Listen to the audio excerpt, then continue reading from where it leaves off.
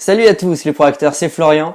Aujourd'hui, je vais vous expliquer 4 techniques que j'ai mis en place qui m'ont permis d'économiser jusqu'à en moyenne 400 à 500 euros par mois. On voit ça tout de suite.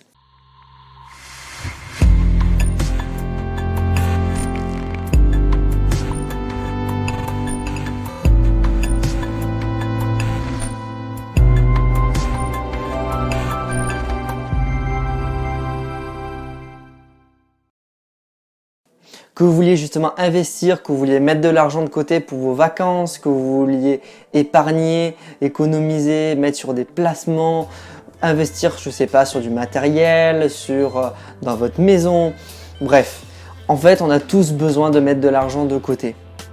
Et c'est vrai que quand on est pris dans le train de la vie, dans le train du mois justement, à la fin du mois, c'est vrai qu'il des fois il reste pas grand chose. Et il existe des techniques en fait qui vont vous permettre d'économiser et petit à petit à la fin de pouvoir payer ou investir dans ce que vous souhaitez. La toute première déjà, c'est de savoir dire non. On est beaucoup justement à ne pas dire non. Alors dire non à quoi? Dire non par exemple à vous. La première chose par exemple à vos amis. Si vous avez par exemple autour de vous des personnes qui ont des fois un train de vie qui est supérieur au vôtre, vous allez avoir tendance à toujours les suivre. Le problème, c'est que si vous avez peut-être que vous voulez mettre de l'argent de côté et que eux ne veulent pas. Et en fait, eux vont plus se faire plaisir aujourd'hui alors que vous aimeriez mettre de l'argent de côté. Il va falloir leur dire non à certains moments. Donc déjà la première chose, apprenez à dire non.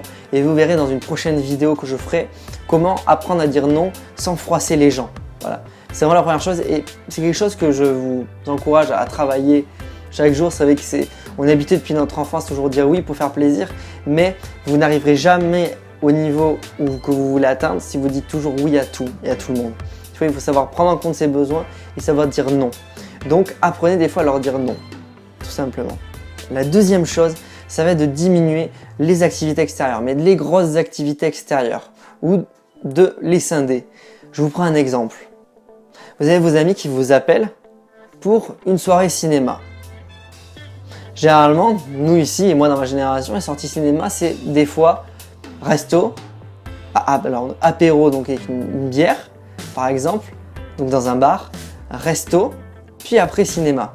Vous pouvez avoir une soirée qui avoisine en moyenne, on va dire les 50 euros la soirée, 50-55 euros. Ce qui est quand même assez énorme. Vous vous rendez compte si jamais déjà, à chaque fois vous arriviez à mettre 30 euros de côté sur toutes ces soirées. Alors je sais que ça peut être difficile, mais le truc à faire c'est par exemple de leur proposer de les rejoindre par exemple. Si par exemple c'est un resto-bar plus cinéma, par exemple de les rejoindre au bar et de faire juste bar plus cinéma. Déjà vous économisez le restaurant. Et voilà, de toujours profiter quand même de ces activités, mais de diminuer en fait les coûts. Les week-ends, j'ai beaucoup de personnes de mon entourage qui flambent peut-être tout leur salaire de la semaine le week-end. C'est quand même assez énorme. Donc voilà, essayez de diminuer vos sorties extérieures ou de les limiter ou par exemple de faire des activités qui coûtent peut-être un peu moins cher que des grosses activités pour toujours autant vous amuser. Je vous dis pas de ne pas sortir, pas du tout, c'est vraiment pas le but, mais vraiment essayer de limiter toutes vos sorties extérieures. La troisième chose, c'est de faire un point précis sur vos dépenses, sur vos revenus. Comment vous voulez économiser de l'argent si vous ne savez même pas quels sont exactement vos revenus et justement quelles sont aussi exactement vos dépenses.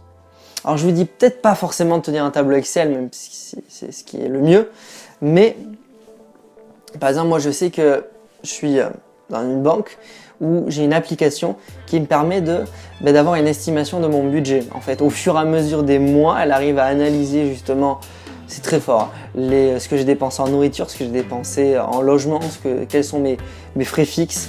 Déjà, c'est ce qui est le plus important. Qu'est-ce qui va partir tous les mois? Ça, c'est sûr. Donc, tout ce qui va être les abonnements, tout ce qui va être le loyer, toutes les choses comme ça.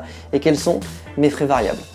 Donc, vraiment, ces choses-là, donc arriver à déterminer combien vous dépensez tous les mois, quels sont vos revenus et combien vous pourriez théoriquement mettre de côté. Et la quatrième chose, puisque mettre de côté, c'est l'essentiel, c'est cette fameuse phrase qu'on entend beaucoup, c'est « payez-vous en premier ». Et c'est vraiment ça, c'est-à-dire que beaucoup de personnes reçoivent leurs revenus, donc leur salaire par exemple, en début de mois, et arrivé à la fin du mois justement, il ne leur reste plus rien sur leur compte en banque, il leur reste à peine 10 euros. 5 € sur leur compte en banque. La solution en fait c'est de penser à l'envers. C'est-à-dire que dès l'instant où vous recevez votre salaire, vos revenus, c'est de mettre déjà toute la somme, donc que vous avez calculé grâce à votre application, toute la somme que vous voudriez mettre de côté. Et de ne pas y toucher. Ce qui fait que vous allez voir qu'au fur et à mesure en fait, du mois, il y a des choses que vous allez vous autoriser et des choses que vous allez vous interdire. Par exemple, tous les achats compulsifs sur Internet.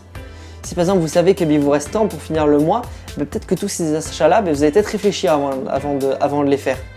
Ou toutes les sorties dont on parlait juste avant. Tous les achats impulsifs. Donc vraiment, j'insiste sur ça, payez-vous en premier et ne touchez surtout pas cet argent. Si c'est pour faire un premier virement et puis au milieu du mois refaire le virement dans le sens contraire, ça ne sert strictement à rien. Donc on refait un petit point. Petit 1, apprenez à dire non. Petit 2, limitez vos sorties extérieures. Petit 3, ayez une vue sur ce que vous dépensez et sur vos revenus, grâce à une application bancaire par exemple. Et petit 4, et même le gros en 4 je dirais, ça va être de mettre et de vous payer en premier, de mettre de l'argent de côté dès le moment, ça va être systématique, où vous recevez votre salaire. Vous pouvez même faire un virement automatique si vous voulez. C'est ce que je faisais un temps, je savais exactement quand est-ce que j'allais recevoir mes revenus à l'époque. Donc faites un virement automatique. Ça vous êtes sûr qu'au moins, voilà, vous n'aurez pas besoin de le faire tous les mois. Vous avez d'autres techniques qui vous permettent d'économiser tous les mois. N'hésitez pas à le mettre en commentaire juste en bas. N'hésitez surtout pas aussi à mettre un pouce bleu si cette vidéo vous a plu. Il va y avoir aussi d'autres vidéos du même style, donc sur les économies, sur comment moins dépenser. Et n'hésitez surtout pas, et je vous encourage à vous abonner à cette chaîne pour recevoir encore plus de vidéos utiles pour améliorer votre quotidien et mettre de l'argent de côté. À bientôt.